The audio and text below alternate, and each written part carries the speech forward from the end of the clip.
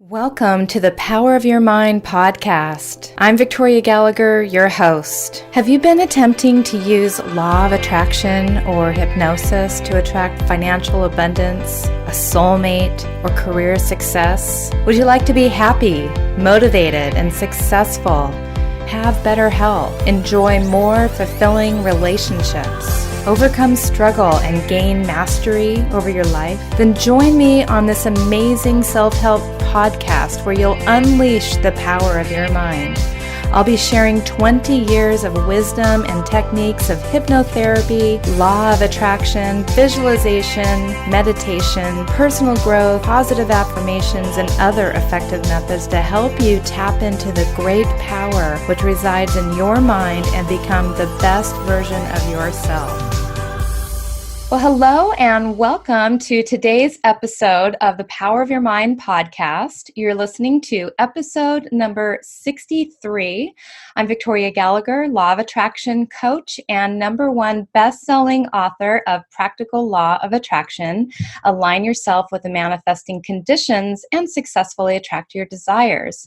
I'm also a clinical hypnotherapist, founder of HipTalk.com and HypnoCloud apps. So be sure to stop by HipTalk.com and sign up for your free self-hypnosis video training course.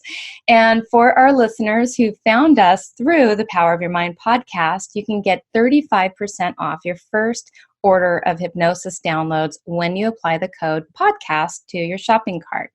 So today I have a very special guest with me, Jonathan Aslay. Jonathan Aslay is a midlife dating coach with an emphasis on purposeful dating, and he's also an author. He studies male behavior, he listens to women and what they want when it comes to love. Most importantly, he is gifted at bridging the gap between the two. He started seeing patterns in the things women complained about the most and those that continually baffled men. And over time, he realized that processing information from both sides and combining them with his own dating experiences enabled him to filter out the interpersonal noise that often causes people to invest in someone who is wrong for them. In addition to his dating expertise and helping women navigate the dating world, Jonathan Aslay is also a leading figure in the self-love department with his book, What the Heck is Self-Love Anyway?, which is rated 5 stars and has reached the best-selling ranks on Amazon. So today, tapping into the power of your mind to attract the right partner and romantic relationship, we are welcoming John to the show. Thank you so much for being here. Oh, thank you so much. As you were reading the bio, I got to cut that in half. So I just said John. Is it John or Jonathan? Jonathan. You know what? I just need to correct myself. Jonathan. I'll call you Vic. Yeah, no. So thank you. You know, I actually have been a fan of yours. I've been following you on Facebook, and you get wildly amazing engagement on Facebook. And I mean, a long, long time ago, the two of us had that conversation back when I lived in Florida. And so I was like super excited when I got the request for you to be on the show. Well, I look at real quickly for your audience that's listening. I think of my Facebook post the way Carrie Bradshaw used to do the opening of Sex and the City. And so I try to come up with something provocative in a question that's less than 100 characters. So I've kind of followed her lead or the author of the book.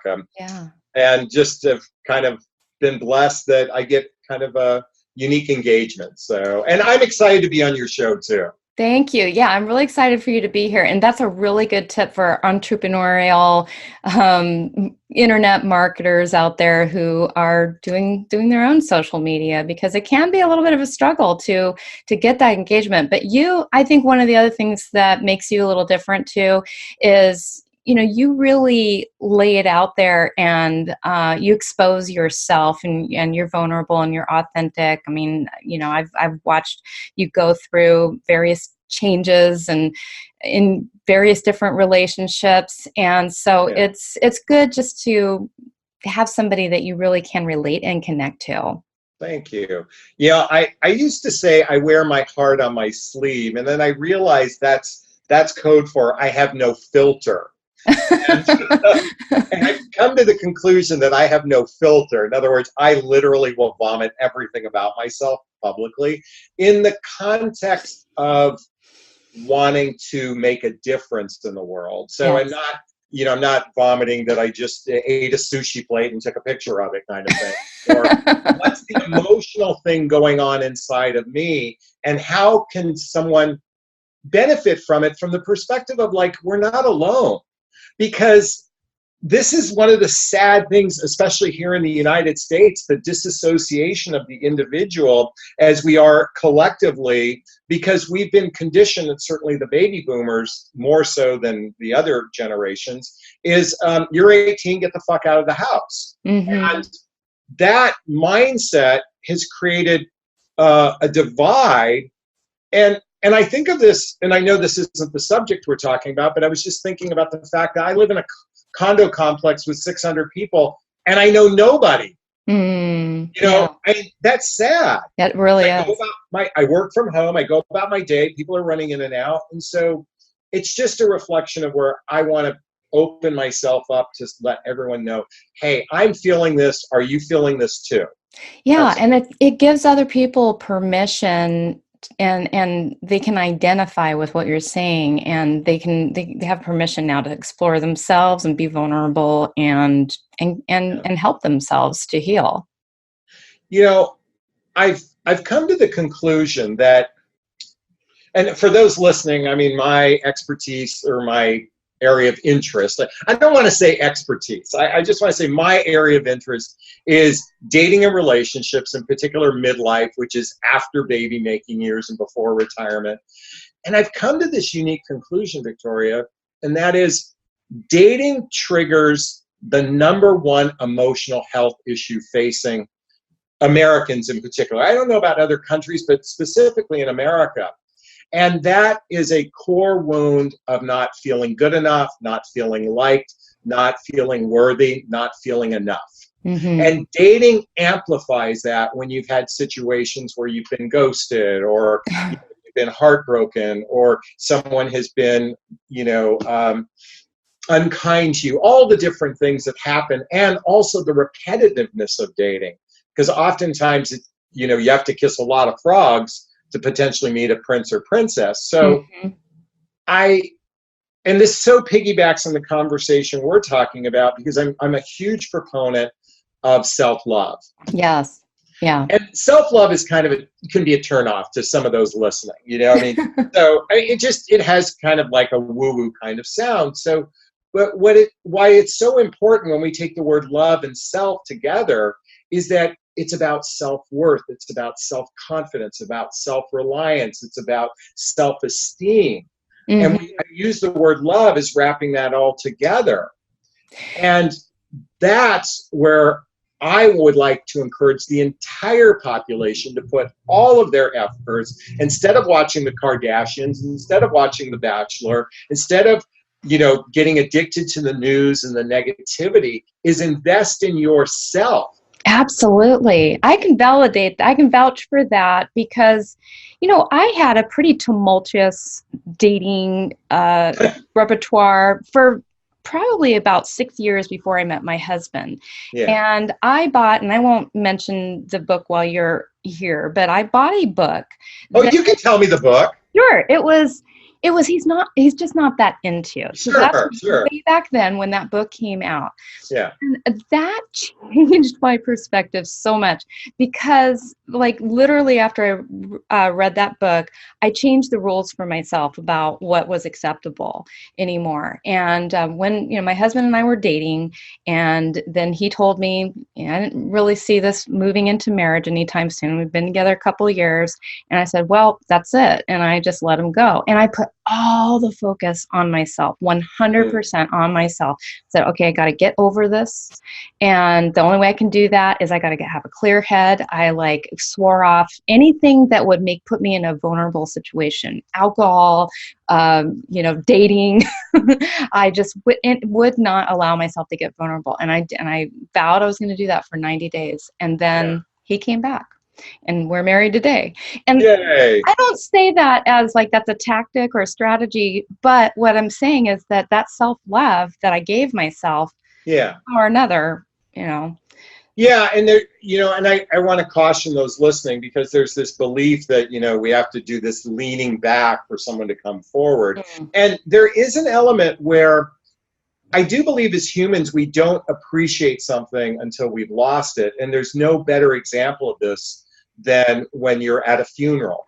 Yes. And people walk out of a funeral literally all saying the same thing. I don't want to waste another minute of my life. Because when we see death of something, it makes us for a brief moment appreciate things. And so that separation between the two of you was, for lack of a better word, a brief death. Now, I mean, it wasn't a definitive death, it was a brief death. And in that moment, he had an opportunity to be grateful and really assess what was most important. And I mean, it's sad that we as humans have to go to that extreme to be grateful. But yet, and I use the funeral as the example because I see this every single time. I suggest instead of going to church, go to a funeral every Sunday, and you'll walk out more grateful. not very happy, but maybe more grateful. Yeah. And that's where the antidote of self-love is so important, to be great, and that for you to invest in yourself the way you did. And that really, it's like putting the oxygen mask on yourself on the airplane. When the flight attendant tells you. That's what self-love is for those listening. So now I have a question, sure. And it's like kind of outside of the questions I knew I was going to ask you. But when you said the word ghosted, okay, so this was not a term that was in anybody's vernacular back when I was dating. So it causes me to wonder, like, has a dating landscape changed in the last 10 years with social media and cell phones and quick access to pretty much anything you can ever want? Yeah, great question. So when you were back out there, ghosting was really just called being stood up. Or just in many cases, women just didn't used to return a guy's phone call. I mean, actually, what's so funny is men get labeled as the one ghosting, but women used to be habitual and not they get a guy's number at a bar and they just wouldn't return a guy's phone call. So, and by the way, it goes both ways. So here's the thing about dating that's changed dramatically. And this is two things in the last 100 years changed everything. First, women's empowerment.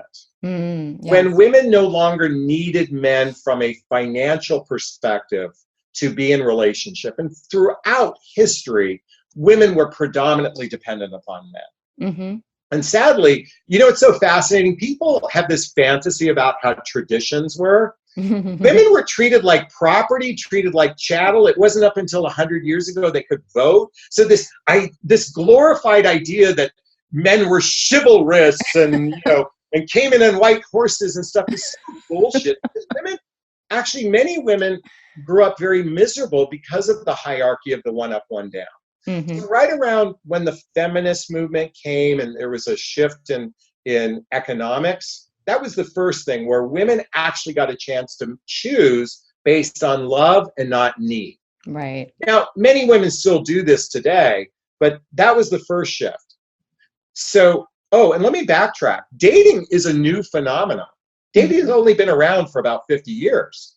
Up until that, it was arranged marriages. You courted you hung out for a couple of weeks. You wanted to get laid, so you got married. I mean, literally. I mean, marriages happened incredibly quickly up until about the 60s. Yeah. And then dating was introduced. So I backtrack. I should have shared that first. Dating's a new phenomenon. Women's empowerment was the first shift. And then internet dating. And what internet dating did was change it from location-based dating. In other words, you basically went out with someone in your own proximity. Mm-hmm. You know, I mean, in other words, someone you organically met. Right. And typically they lived in the relatively near you. Now with internet dating, it's just opened the door up to a vast number of connections. You could have long distance dating, you could have swipe, you know, and then how you, so, you know, it opened up your portal to a lot of people, which is great. Because remember when I shared, I live in a complex of 600 people, I know no one. Right. So now it opened that door. Yes. What's happened though, when internet dating first came out, it was actually pretty good. People took it seriously. There was a lot of effort involved. There was a lot of sincerity.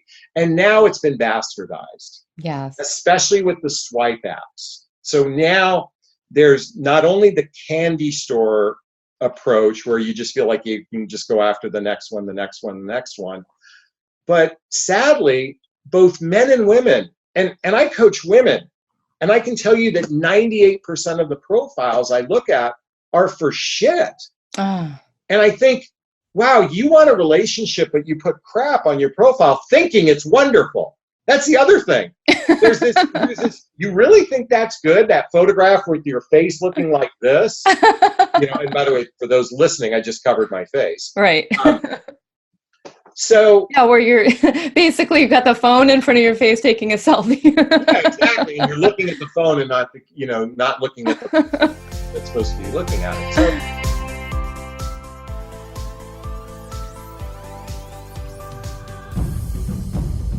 if you find value in this personal growth related material, I strongly recommend that you sign up for your $1 trial to my Personal Growth Club. Just head on over to personalgrowthclub.com and get a whole month of premium Personal Growth Club video training materials, meditations. You also get 6 free hypnosis sessions that are valued at over $174, all for this trial of just $1. Even if you cancel, you can keep the 6 hypnosis sessions. That's my gift to you, and that's how confident I am that you are going to love Personal Growth Club. Go to personalgrowthclub.com and start your $1 1-month trial today.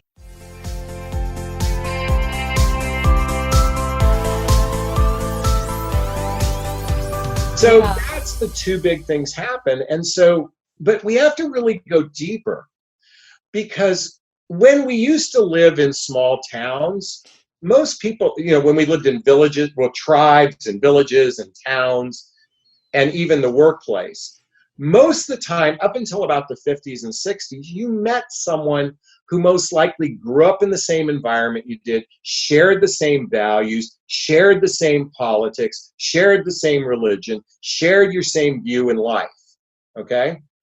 Now we live in a melting pot, especially for those that are on the two coasts and, in big cities and such. So one of the challenges is finding compatibility. And I said earlier, you may have to kiss a lot of frogs. Well, kissing a lot of frogs after a while wears on you emotionally. Oh, yes. Deeply. I talk to women all day long who are hurt and frustrated both by the ambivalence by men and the bad behavior by men, as well as the good men and the good behavior. They've gotten to the point where both men and women are so frustrated that there's an element of jadedness now. Oh, absolutely. Yeah. I mean, after I got to, my husband was like the 100th person that I met online. But it got to a point with me where I basically, I stopped any, because it wasn't, I knew there was a pretty good chance that things were not going to work out just based on results. And so I kind of got to a point where there was no affection, no kissing, no touching, because I certainly wasn't going to continue to go out on dates and kiss and kiss and kiss and kiss every guy that I met. Right. Yeah. So, you could do that if there's just one guy, and you're going to work out, but you're going to be, with the 100 that you met, I'm sure the big percentage of that were first, once and done kind of thing. It wasn't that you dated 100 men, is that you met 100 men. And I'm sharing that with your audience just to differentiate dating. Yeah, that's a good differentiation. Yes. So meeting. And but even the effort of meeting, and one of the things I'm encouraging my clients is bypass do a Skype date first. Yeah. Because here's the thing. Chemistry is that elusive thing. So the first meeting is the sniff test. You're going, do our pheromones match up with each other? Am I attracted to you? Look, are you what you present yourself to be? And both men and women, again, put poor, crappy stuff out there. And they're going in ambivalent. That's the other thing. Not ambivalent. It's, ambivalent and suspect. And they're going in without beginner's mind. And this is where I help in my coaching practice, help women really kind of vet men in such a way that, you can eliminate 90 of those 100 right off the bat. Yes. It's really possible to learn to say no. But as in midlife, here's where it gets scary, is many people are operating from a scarcity mentality and not an abundance mentality. So, we're here talking about the power of the mind and mindset. Yeah. But when you combine a healthy self-love and an abundance mindset, and the third piece is treating it as a fun. And when I mean fun, treat it as something enjoyable rather than, oh my God, I've got to go out another day. The Eeyore versus Tigger. Have a Tigger mindset, bouncy, bouncy, bounce, bounce, bounce, versus the Eeyore mindset. Well, yeah, because, with regard to law of attraction, I mean, if you go into that date thinking, oh, it's just going to be, you're ultimately, you have the power to create that. You have the power to create it however you want it to be. So I want to get into some of the questions here. So what do you see as like the number one problem in dating today? Oh, God. The number one problem. Number one problem. I think the number one problem is selfishness. Yeah. I'm dating to fill my needs. Instead of approaching it, what can I give? It's oftentimes, what can I get? And surprisingly, even those people who think they're givers, they're still approaching it from the place of what can I get? In other words, they're judging, and there's a lot of judgment of the person sitting across, and there's a difference between discernment and judgment. But what I really believe is it's not approaching it like, wow, this is a stranger. I'm just going to be kind. I'm going to come from a place of compassion versus let me get my needs met. And that's usually evident in that I'm not attracted with someone, that quick, I'm making quick moves here, but that quick, retraction versus stepping in. Yes. And yeah. Go ahead. I am such a proponent of giving not in order to, but giving. Yes. Yes. I almost said that, but giving. And then there's just the law of reciprocity. And when the more you give, the more the universe rewards you. If you want love, give love. Yeah. It's one of the things I did a Facebook post the other day. And can I share the one about the wallet? Please. Yes. So for those listening, I did a post that my audience is predominantly women. It says,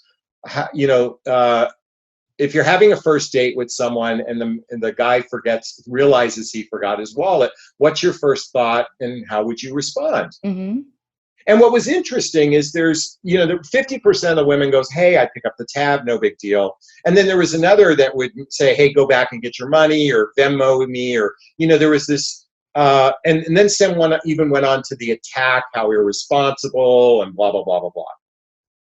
What was interesting, I did that as a social experiment, but it really leads to this idea of paying for dates and going back to reciprocity.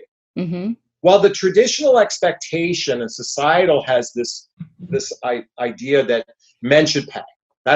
That's the traditional norm, and that's societal.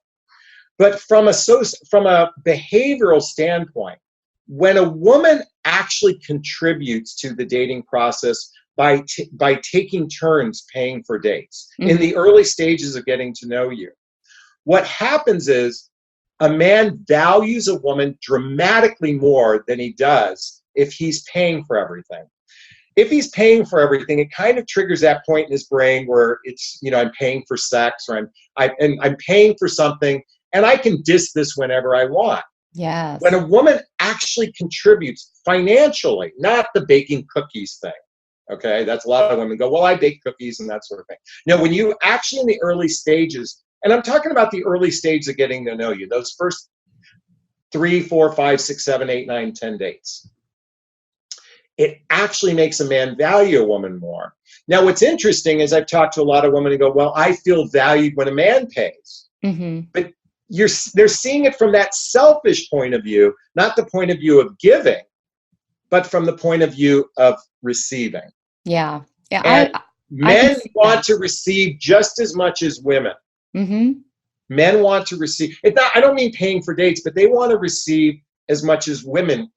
We both need to be able to receive. Otherwise, it's an imbalanced relationship. Yeah, I totally agree with that. And it wasn't until, because I grew up in a household with women's lib and I didn't know anything about that meant, it was a single family household. So I didn't even know, I wasn't even taught that men are supposed to be the ones that ask women out on dates, or men are supposed to pay for the dates. I wasn't even taught that. I didn't even know. Wait a minute, but you say, I'm sorry to jump in, because that's not healthy teaching, though. The minute you said men are supposed to, the minute you put the word supposed to, based on a gender, you've already created divide between the sexes. Right. And what I mean is my friends who went out on dates put this new idea into my head. Oh, you're not supposed to, you're not supposed to do that. So no, I don't mean I thought that. I just got it. Okay. Yeah, I mean the society was thinking that at that time. Just pushing that on you. Pushing that agenda. And so I just didn't even grow up with those ideas. And so and do you feel like, let me ask you, because you brought that up. Yeah. You respect men, and so you grew up with a different mindset. Absolutely. Did you feel any less valued by being a participant in the dating process? Did you feel any less of a woman because you participated in the process? No, I felt equal. I felt exactly where I always wanted, I didn't know anything different. I didn't think of myself ever as needing someone to take care of me, or I always knew that I was going to be successful. I was probably going to be the breadwinner. I was going to be the one. And so I needed my own. But the key point is you didn't feel any less valued by being a participant in the process. And I suspect that the men actually respected you more because of it. Some did, and no, I'm not saying all, but first off, a person who's a taker, they're going to take from someone. Right. So, and a person who's emotionally unhealthy, they're not going to appreciate it because they're not in their own self-love. They're too much in their shit, if you will. Yeah, and some were a little old-fashioned. They felt like, no, I'm supposed to do this, and so so it was. Most of the time, the men definitely respected that, though. They really looked up to that. It was like, wow, this is new and refreshing and different. I did a study in a men's group of 1,500 men, and I said, if you went out with a woman and you treated the first date, and she says, hey, I want to treat you on the second date to show my appreciation. And I posted this in a group. 500 men, I think it was almost 500 men responded. She's one of a kind. She's a keeper. She's a unicorn. Keep her. Don't let her go. She's partnership material. In other words, just that simple act, because treating is an act of generosity, not an act of expectation. So, and I'm really going back to when we're talking about the law of abundance, the law of reciprocity. It's the act of giving that actually endears us to one another more so than it being, lopsided, if you will. Yeah, very good point. Very good point. So what are on the opposite side? So we're talking about something that's good. On the opposite side of that, what are some of the warning signs that we need to be, or is that somebody is dating, some red flags a person might need to look out for before? Yeah, well, that can be on the show for the next 10 So in the midlife range, 75% of singles who are looking, or at least on dating sites looking for a relationship, are divorced. So right off the bat, one of the things I'd be looking for is their divorce over? Is it clean? What's the relationship with their ex-spouse? Are there children involved? I mean, those are all situations that can be very pragmatic. And I was just thinking of something else. Or if they've had other relationships since then, is it really over? Doing a little bit of due diligence. What popped in my head, though, just as when I got caught there for a second, I did a video on my YouTube channel called "Why You Must Talk About Donald Trump on a First Date." And that was very controversial. But here's why this is so important, because first off, the title ruffled some feathers. Oh yeah. And it goes against conventional or the traditional conversation of don't talk about politics or religion on a first date. And interestingly enough, but the reason why they don't want you to talk about it, it's a combative subject, or it's potentially combative. And most coaches will recommend you're on the same side.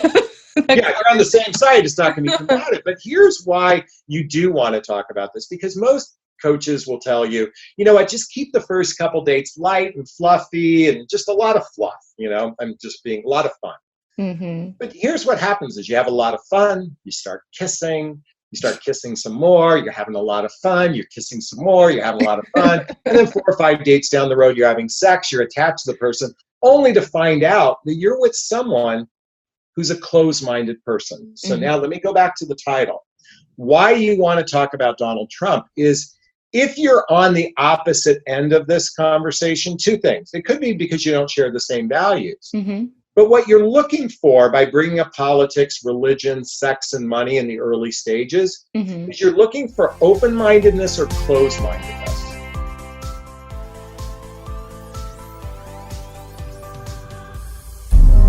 Hello, this is Victoria Gallagher. I hope you're enjoying listening to the Power of Your Mind podcast. As a way of thanking you for listening, I'd like to offer you a one-time discount of 35% off your first order at hiptalk.com. Just go to hiptalk.com and enter the code PODCAST in the discount code area in your cart, and you'll receive 35% off your first order. Thank you so much for listening to the Power of Your Mind podcast.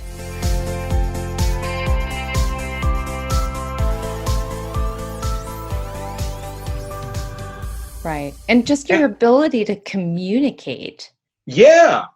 But I'm specific about the open and closed-mindedness because a renowned therapist, Dr. John Gottman, who has studied relationships, and he can predict with a 93% accuracy rate of a successful relationship. One of the key fundamentals to a successful relationship is conflict resolution. So open-mindedness, we get a lot of practice on that over here. We have a lot of practice on that over here. So why you want to kind of test the waters a little bit is just to see if you're with an open or closed-minded person. And so, but people would say, well, you wouldn't want to have a combative date. You certainly don't want to have intercourse with someone only to find out you're misaligned. So create more combat in the first few minutes. I'm being tongue-in-cheek here. But have some, ruffle each other's feathers a little bit. But what I'm really saying is today's dating would be better served if there was more vetting before you actually ever meet someone. Yes. And that is having a good phone call, asking some really tough questions, and then go, hey, does it make sense for us to meet? I applaud that so much because so much, like you said, it's just fluff. And why do you want to waste each other's time just having a good time and keeping it nicey? Like that isn't really getting you any closer to your goal if it's going to turn out that if you're not talking about this because you think it might ruffle feathers, well, it's going to happen eventually. Do you want to have it now or eventually? Here's the fantasy. Well, if we love each other, it's all going to work out. Right? No. If that was true, everyone who ever got married would never get a divorce. Right? Love is not the glue that keeps a relationship together. For those listening and those watching the video, there's a great book by Dr. John Gottman called 8 Dates. I'm showing it for those.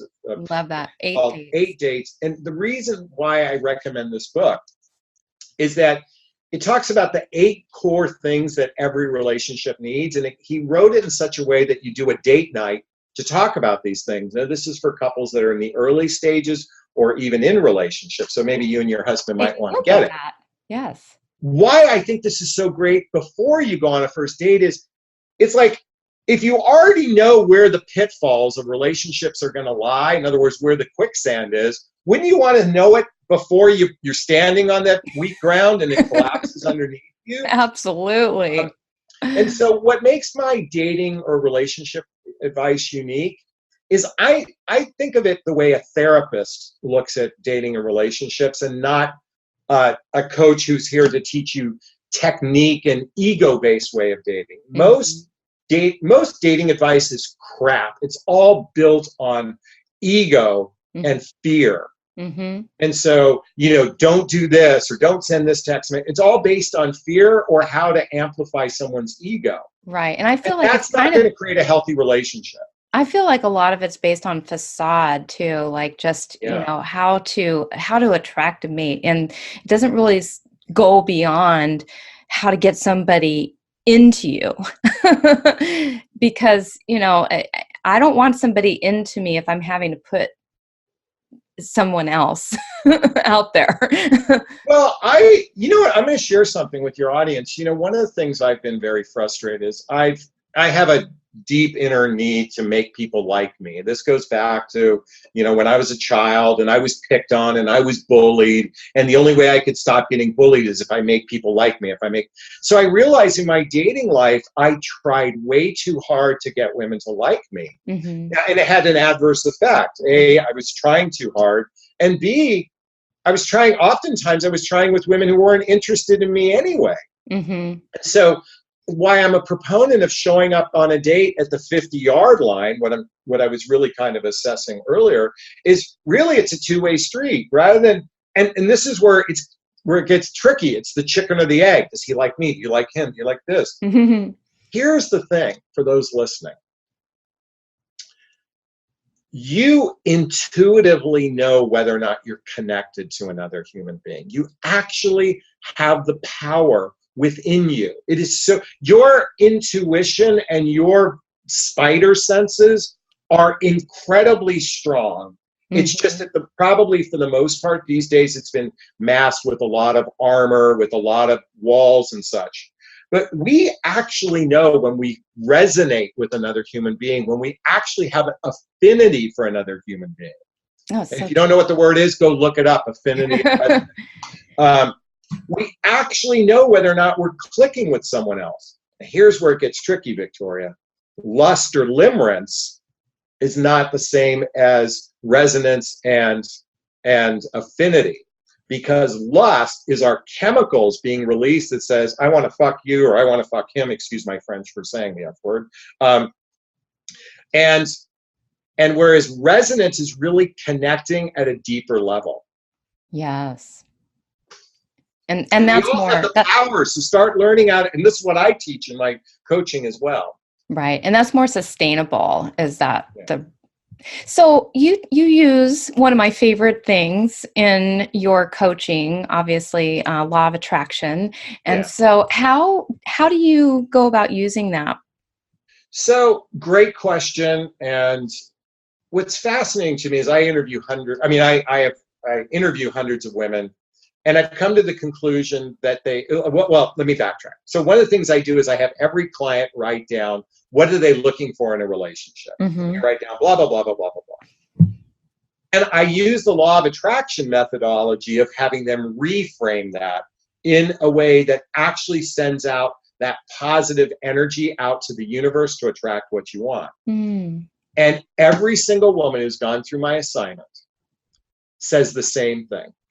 I wished I learned this 10 years ago. I can't believe I was coming from ego and fear when I wrote my ideal relationship out. Now it comes from a place of compassion. It comes from a place of empathy. It comes from a deep heart resonance. Mm-hmm. And that shift, literally, I've had clients literally within weeks of finishing a program with me attract guys into their life. I mean, now, I can't make that bold promise for everyone, but I'm shocked at how often that shift, literally, all it takes is a tweak most of the time. That tweak is to shift your mindset. That tweak is to let down those walls and those barriers that are blocking your intuition and really start tapping into the divine power we all have within us, is to tap into our true self, our higher self, that God self, if you will, that actually knows everything. And that's what I encourage clients to do. I love that. I love that. So you wrote a book about self-love, and so let's get to that a little bit. How important is having self-love in attracting a successful partner? I love wrapping up with this because this is like my baby. Self-love is the oxygen mask, as I said before, to your life. It's saying, I start with wanting to be a healthy self. Because there's an old saying, you can't love another until you love yourself. And here's the thing, we're never going to fully love ourselves 100%. The more your love cup is full, though, the more you actually attract someone in who's also comes to the table with a full self-love cup. In other words, self-love is that self-confidence, self-reliance, self-worth, self-esteem, all those self-words are wrapped up into how to view life from a perspective of things don't happen to you, they happen for you, is seeing everything as a gift, coming from a place of generosity, coming from a place of compassion. And look, I'm not here to say that we all haven't had bad experiences. And one of the important aspects of self-love is healthy boundaries. I'm a huge proponent for healthy boundaries. But there's the difference between healthy boundary and just the word boundary, right? Because oftentimes people put up boundaries that aren't very healthy. So self-love is also standing up for yourself, speaking up for yourself. The first chapter is called Speak Your Truth, Do It with Kindness. And that's a chapter you're going to be giving our audience today? Yes, I am giving away a few chapters of my book. Ooh. So I think there's probably going to be a button here below or something that they There will. There will. And here's the thing. I'm a huge proponent that everybody begin a daily personal development, self-help, spiritual practice, whatever that means to you. When I say spiritual, I don't mean religious. A practice of self-discovery. And whether you spend 15 minutes a day, an hour a day, or I'm someone who spends hours a day really working on myself. And that includes study and learning and doing things. Doing things that are here to improve my life, not watching the Kardashians, not watching, The Bachelor. I know that's great for entertainment, but I prefer to invest that energy back into myself. And that's my invitation for the planet, because when we have a healthy I, we can love in a more abundant way. We can be more compassionate, because there are a lot of people hurting. And a lot of people hurting are doing bad things, but they're not doing it because they're bad people. It's because they've been deeply hurt throughout their life. And I'd much rather have compassion for that person. And again, I'm not here to condone bad behavior. But I feel like when we have more compassion and love for everyone, the planet is going to feel and be a lot happier place to be on. I could not agree with you more. Yeah, I absolutely believe in personal development and personal responsibility and looking at other people with compassion and, what am I here to give and what am I here to offer? And I believe the more a person can tap into that, like you said, the quicker they're ultimately going to attract the right partner. So I really, really enjoyed this wonderful interview. Likewise. Getting to know you and getting to know your coaching style and getting to know a little bit more about your book, which is What the Heck is Self-Love Anyway? Yes. I think that is so needed today. And so I'm so glad that you wrote a book called that. I would love for my audience to be able to go and get their free chapter of that over at jonathanaslay.com/self-love-free chapter. And let's see, it's going to be in the show notes. We're going to put that in the show notes. Yeah, or they can go to Amazon, or they can go to www.selflovethebook.com. Oh, there we go. Yeah, www.selflovethebook.com. I got that URL.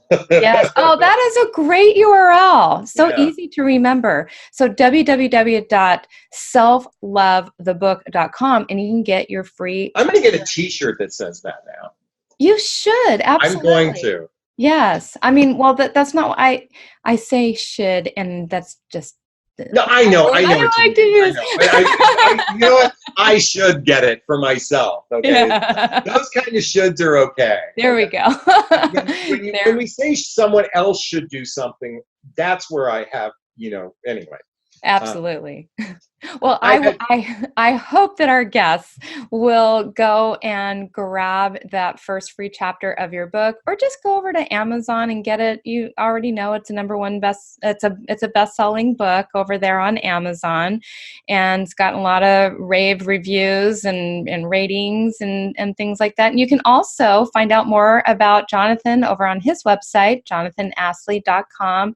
Follow him on Twitter, Jonathan Aslay. It's all Jonathan Aslay. Yeah, it's all Jonathan. Just Google my name. Just Google the name or go into the show notes, and you can find out more about Jonathan. And so, are there any just a last little tip you want to leave us with before I close the show for our guests today? You know what just came to mind? It's a quote I did a while back, and it just said, be yourself, love yourself, and never compromise yourself. I'm a huge proponent of standing up for our true self, and with kindness, though. Let me be clear about that, because sometimes people can show up their true self, come from that ego or fear-based place. But the more we tap into our loving self, the happier your life will become. And so my book is really a vaccination to chaos, and it's an introduction to inner peace and joy. So love yourself. I love that. A vaccination to chaos. Yeah. And on that note, love yourself, and stay tuned for Power of Your Mind podcast next week. Thank you so much for being here, John. Oh, big hugs. Thank you so much. Thank you. If you enjoyed today's episode, please share it with your friends. And once again, be sure to subscribe to the Power of Your Mind podcast if not already. We can be found as Hip Talk on all our social media accounts. So like us on Facebook, follow us on Twitter and Instagram, subscribe on YouTube, and sign up for your free self-hypnosis video training course at hiptalk.com. Be sure to subscribe to the Power of Your Mind podcast, and you'll be instantly notified the moment the next podcast becomes available. Also, please be sure to leave a rating and a review to tell us how you're enjoying these episodes, and that way you're making a contribution toward others getting to share in this valuable information. Thank you so much, and I'll talk to you soon. You've been listening to the Power of Your Mind podcast, brought to you by HipTalk.com, Personal Growth Club, and HypnoCloud apps available at iTunes.